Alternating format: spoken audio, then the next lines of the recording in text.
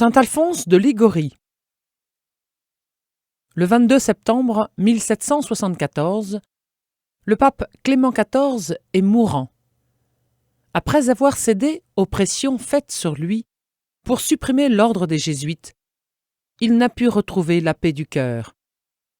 Dieu, dans sa miséricorde, lui envoie pour l'assister à ses derniers moments un saint, Alphonse de Liguori, alors évêque de Sainte-Agathe-des-Goths. Or, au moment où il assiste le pape à Rome, le saint évêque est présent dans son évêché, à 200 km de distance. Il s'agit d'un fait de bilocation, miracle tout à fait étonnant, mais clairement attesté par les témoins oculaires. Alphonse-Marie de Liguori vient au monde à Naples, le 27 septembre 1696. Premier-né d'une famille qui comptera 7 enfants. Sa mère leur enseigne les vérités de la foi dès le plus jeune âge et leur apprend à prier. Ce garçon est doté d'une intelligence vive, d'une mémoire prompte, d'une raison droite, d'un cœur ouvert à tous les nobles sentiments, d'une volonté ferme et énergique. Son père veut faire de lui un avocat. Ses progrès sont si rapides dans l'étude du droit qu'à l'âge de 16 ans, il passe avec succès l'examen du doctorat en droit civil et ecclésiastique. Les juges sont étonnés par la sagesse de ses réponses et la justesse de ses réparties. Avocat, Alphonse remporte succès sur succès, ce qui ne manque pas de lui donner le goût de la réussite et de la gloire du monde. Toutefois, il est tenté d'abandonner cette voie. La ruse et le mensonge dénaturent trop souvent les causes les plus justes. Et ce spectacle révolte sa nature droite. Assidu à la prière et à diverses œuvres de charité, il conserve son âme pure. Une fois par an, il se rend dans une maison religieuse pour s'y livrer aux exercices spirituels. Il avouera plus tard que ses retraites avaient singulièrement contribué à le détacher des biens temporels pour l'orienter vers Dieu. Durant le carême 1722, notamment, le prédicateur rappelle les motifs qui doivent porter l'âme à se donner tout à Dieu. Il dépeint au vif la caducité des choses de ce monde et ne craint pas de mettre sous les yeux des retraitants les tourments éternels de l'enfer, tels que Jésus les a révélés.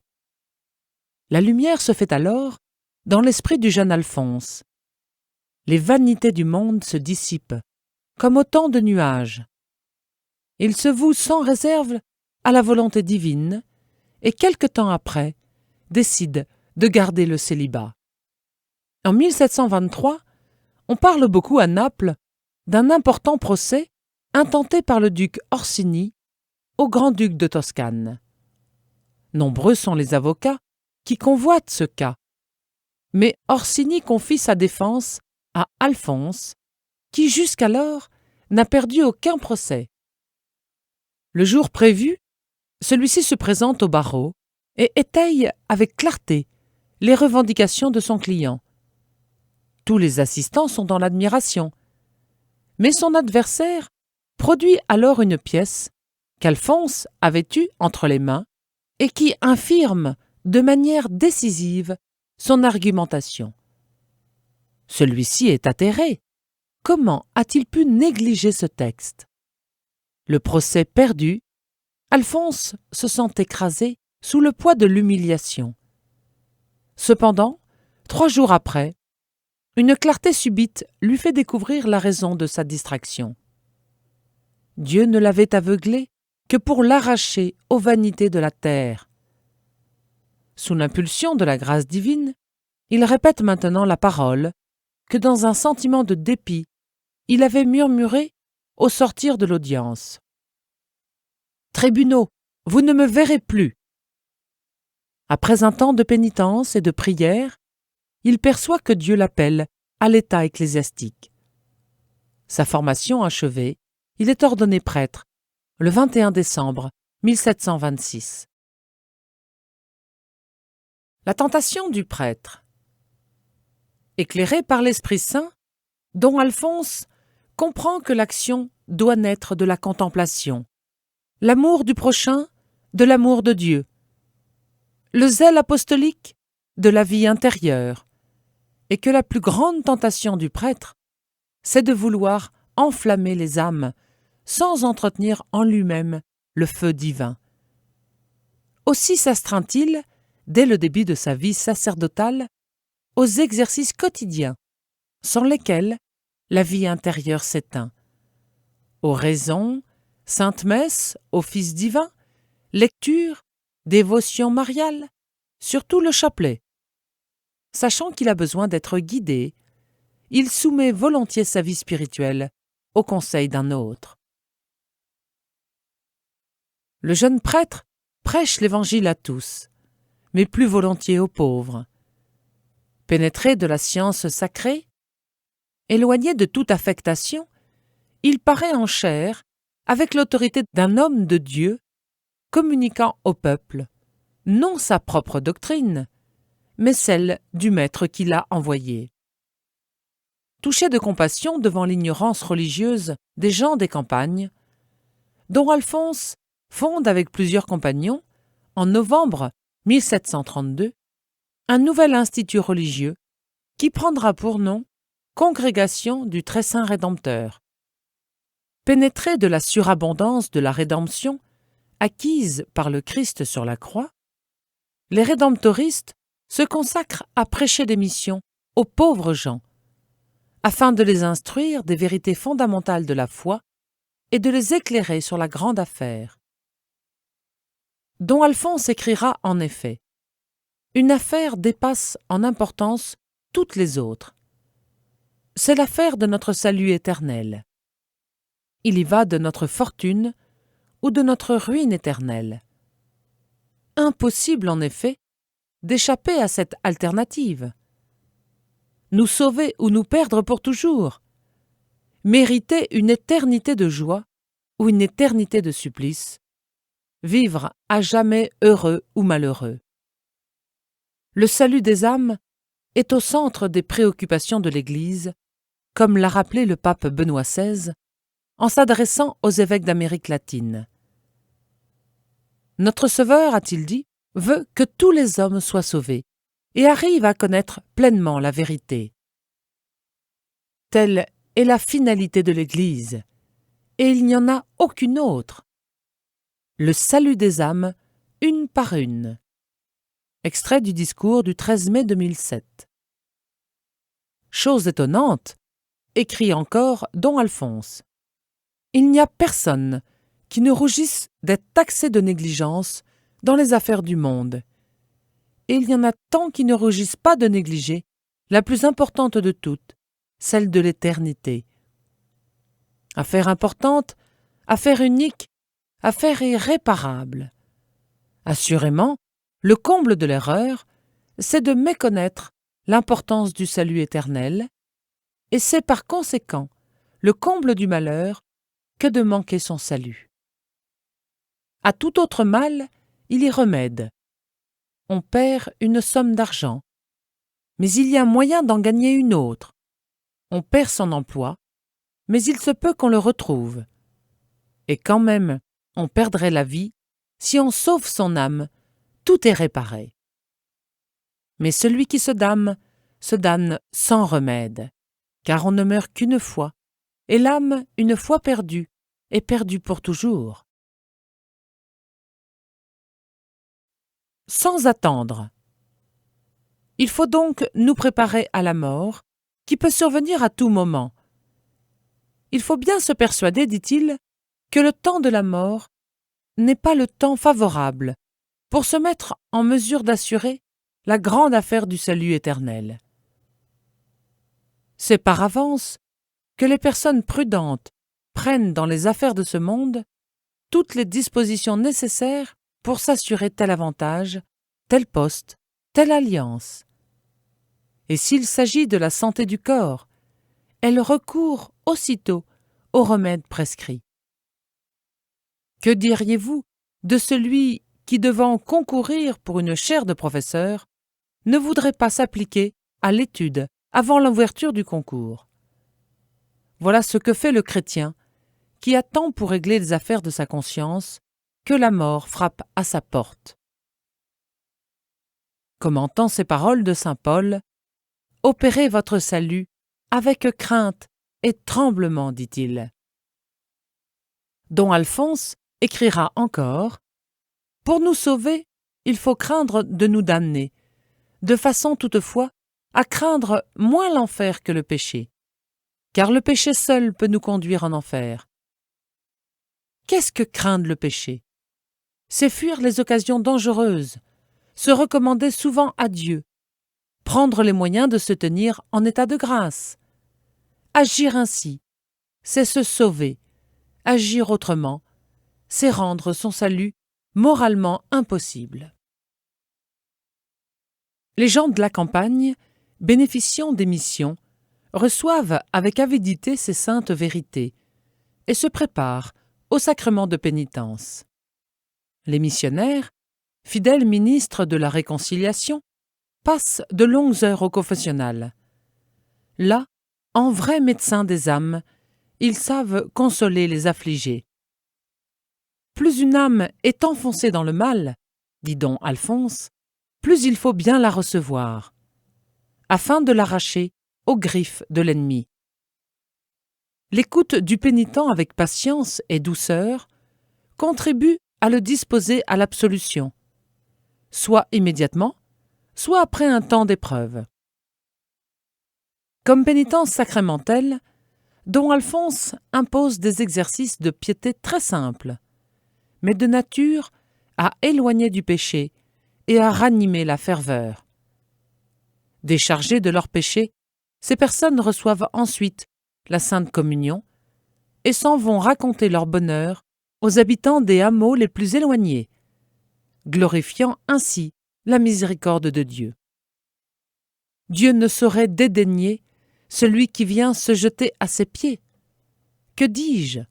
Lui-même invite le pécheur, et il s'engage à l'accueillir tout aussitôt. « Reviens à moi, dit le Seigneur, et je te recevrai. Tournez-vous vers moi, et je me tournerai vers vous. » Oh, et avec quel amour, avec quelle tendresse Dieu presse contre son cœur le pécheur qui revient à lui. Il met sa gloire à user de miséricorde envers les pécheurs et à leur pardonner. L'abondance du rachat. Face au rigorisme janséniste, qui faisait de Dieu un juge sévère, sans miséricorde, le père Alphonse, qui avait choisi pour devise « Copiosa apud eum redemptio », près de lui, l'abondance du rachat. Le père insiste ainsi sur la bonté de Jésus et son amour pour tous les hommes. En même temps, il met en garde contre ceux qui, écartant la pensée de la justice divine, ne prêchent que l'amour. L'amour divin, pour être solide et durable, doit se fonder sur une foi intégrale. Dieu est infiniment bon, mais aussi infiniment juste.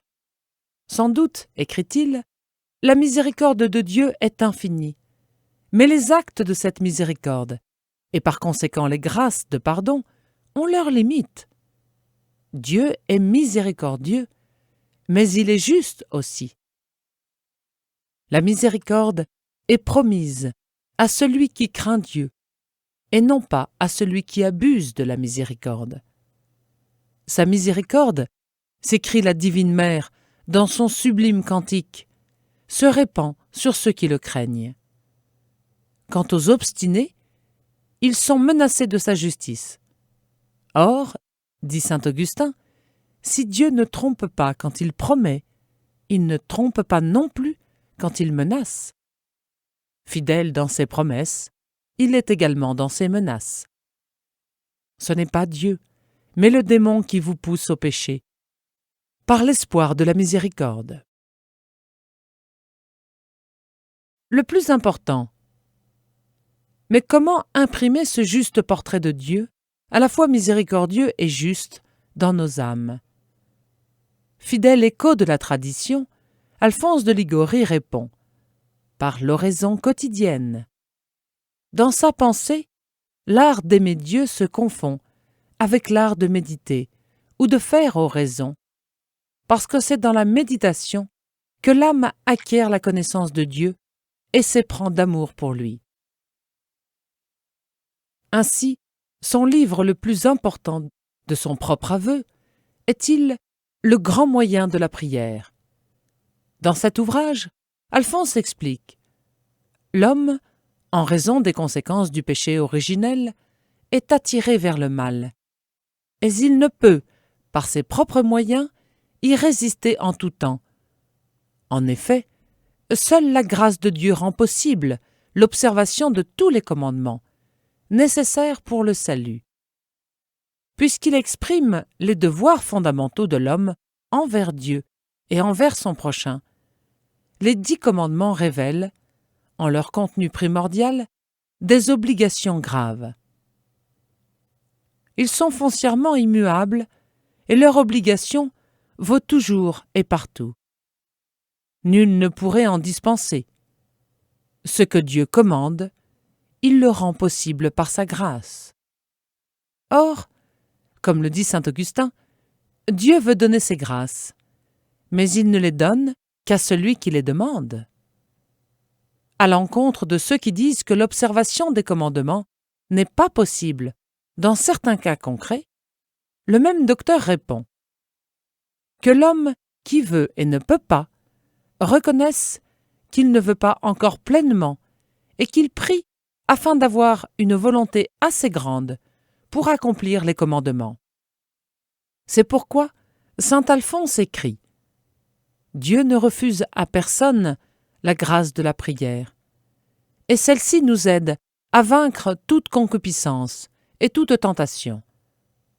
Je dis et je le répéterai tant que je vivrai, tout notre salut consiste en une seule chose, la prière. » D'où l'axiome célèbre, repris par le catéchisme, « Qui prie se sauve certainement, qui ne prie pas se damne certainement. » Certains auteurs de cette époque, sous l'influence du protestantisme et du jansénisme, avaient tendance à détourner les fidèles de la dévotion à la Très Sainte Vierge.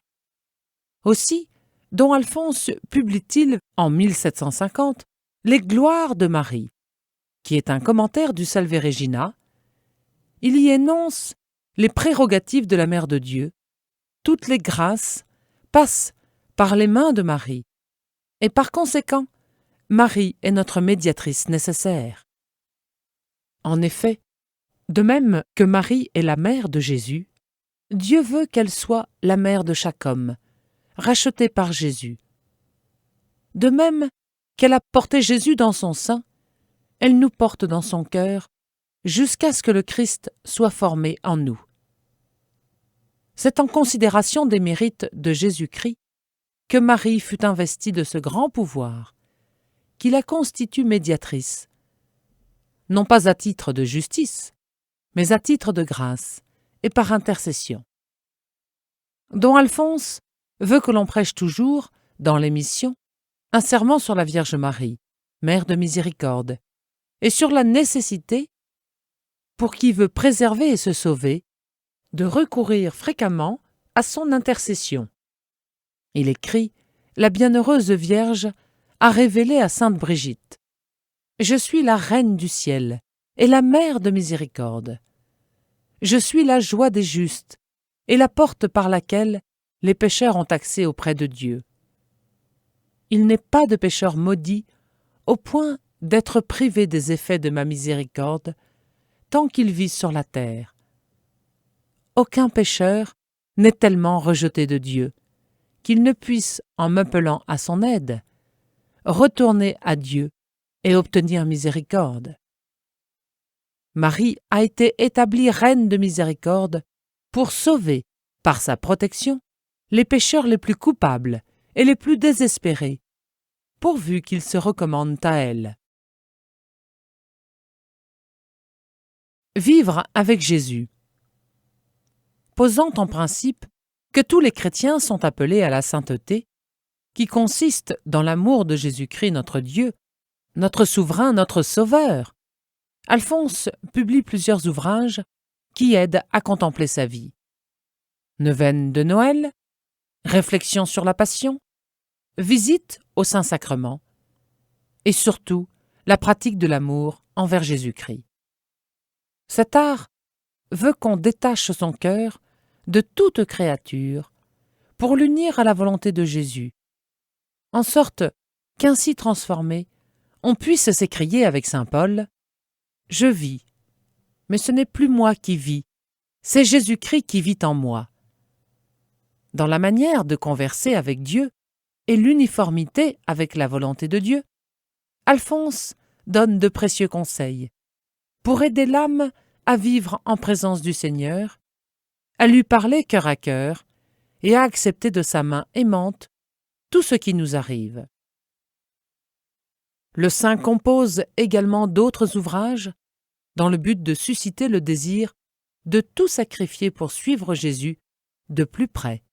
La Selva, sur les devoirs de l'âme sacerdotale, et la Vera Sposa, sur les devoirs de ceux et celles qui font profession des conseils évangéliques.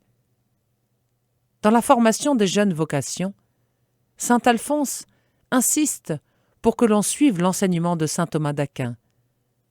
Face à la diversité des opinions, il entreprend de réviser la théologie morale avec une sagesse telle qu'en 1950, le pape Pie XII conférera le titre de patron céleste de tous les confesseurs et moralistes.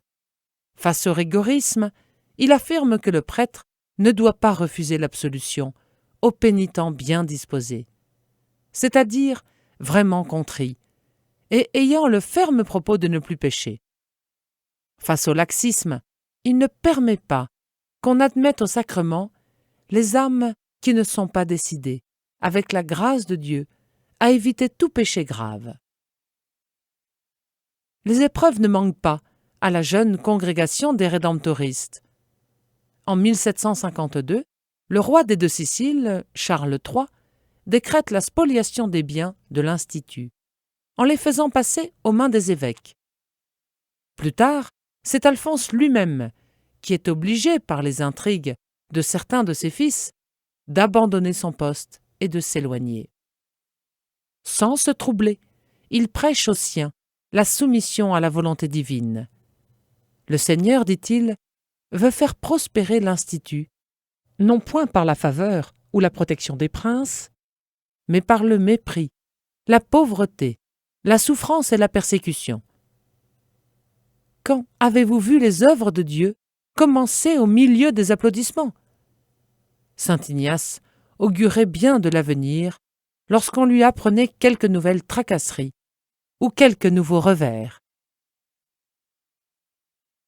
En 1762, le père Alphonse est nommé évêque de Sainte-Agathe-des-Goths, petit diocèse non loin de Naples. Malgré l'exemple de nombreux prélats de son temps, pour qui l'épiscopat exige luxe et apparat, il continue à mener une vie pauvre et mortifiée. Grâce à ses prédications, en peu de temps, toute la ville épiscopale a changé de face. Confession et communion deviennent plus fréquentes. Les églises se remplissent. La dévotion à la Sainte Vierge croît dans tous les cœurs. Soucieux de l'avenir du diocèse, il examine avec soin les candidats au sacerdoce avant de leur imposer les mains. À une époque où les postes ecclésiastiques rémunérés attirent nombre de sujets peu aptes à exercer le ministère, son zèle le conduit à refuser les candidats indignes. Le relâchement plus ou moins général de l'époque a amené la ruine de la ferveur, même à l'autel. Un des objets principaux de la sollicitude de Monseigneur de Liguori est de rétablir partout l'exacte observance des rites sacrés. En effet, hier comme aujourd'hui, la gloire de Dieu exige la dignité dans le service des divins mystères. Le mystère de l'Eucharistie est trop grand pour que quelqu'un puisse se permettre de le traiter à sa guise, en ne respectant ni son caractère sacré, ni sa dimension universelle. Tous les fidèles du Christ disposent du droit de bénéficier d'une véritable liturgie, et cela vaut tout particulièrement pour la célébration de la Sainte Messe, qui soit conforme à ce que l'Église a voulu et établi. Perclus pendant 19 ans.